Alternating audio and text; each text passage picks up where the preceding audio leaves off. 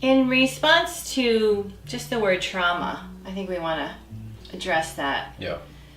So you want to just share a little bit about what's happening in the brain Yeah. and the body during trauma? And I think, and more work is being done in this area. Yeah, And oh my gosh. We're really, it's still, the neuroscience is still young in this area of research. So we have, and people, like you had already said, that people respond differently to trauma. Why would some people go through a particular trauma and be so impacted in a negative way, or really have a hard time coping with it? And on the other hand, people can experience the same kind of trauma, Right, so and they seem to go through like it not every military guy comes home with PTSD. PTSD. So there is, we know that there's a bit of a predisposition to that biologically, and I think also culturally right now, and that's a whole nother track I could go down. Yeah. But basically, what's happening in the trauma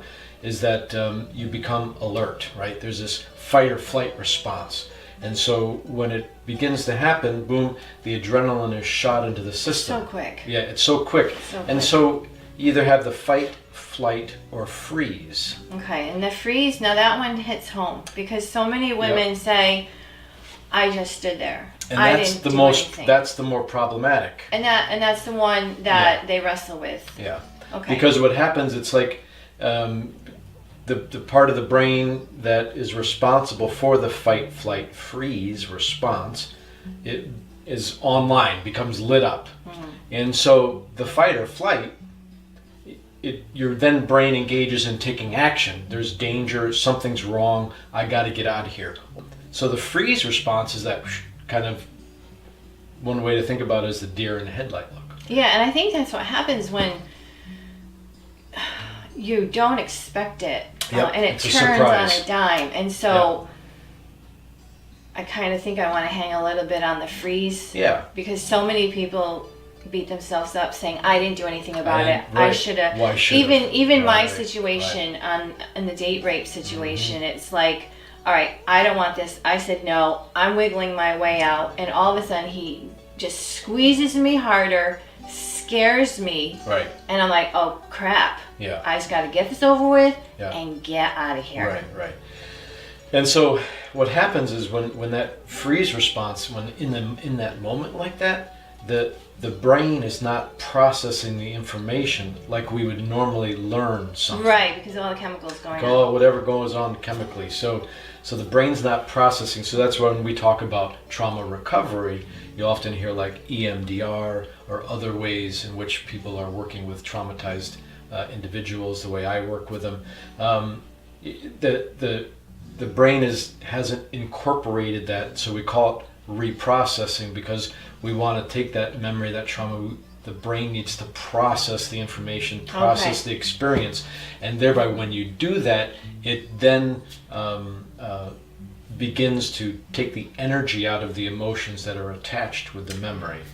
So you brought up a lot of people, I think, don't want to readdress it. Right. They don't want to talk about it. Mm-hmm. They don't want to go back there. I don't want to deal with what happened to me.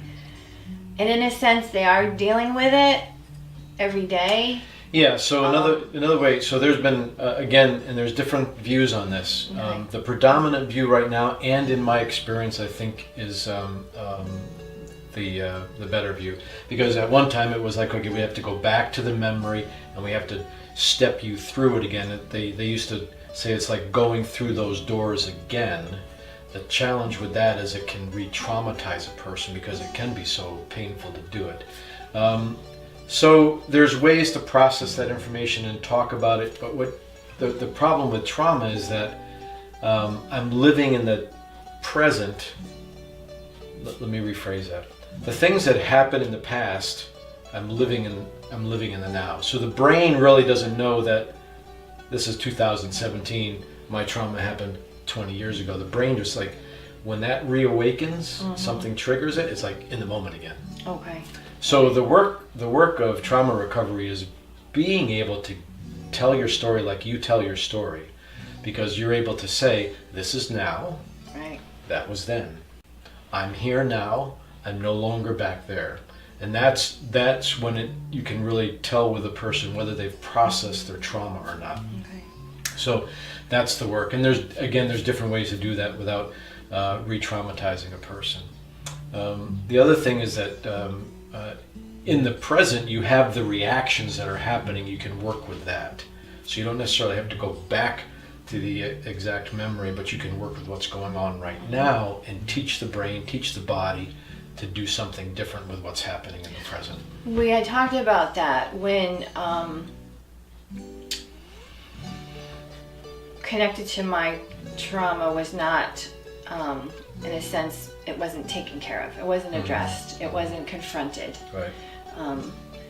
And so in our relationship, when I was not feeling heard, or you would walk out of the room while I'm speaking, the minute you would turn your back, I felt this deep rejection. Right. So we're left traumatized.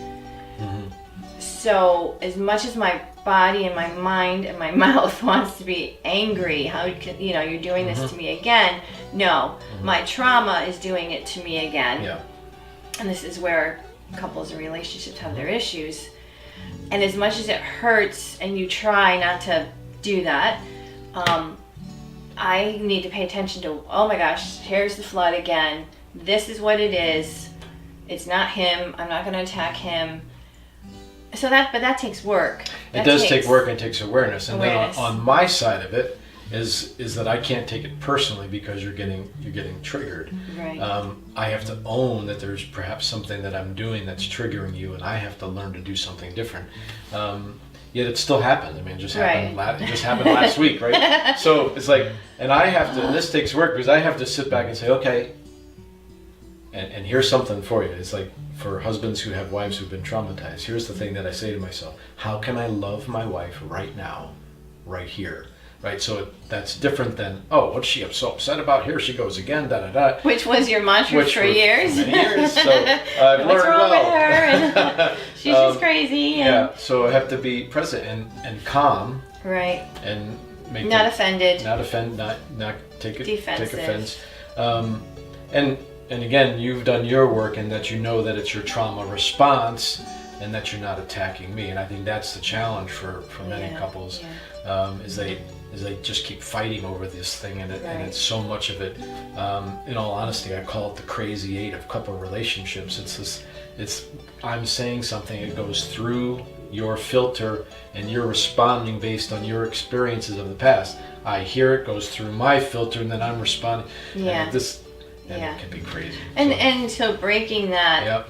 Breaking that is understanding your trauma and understanding what happens.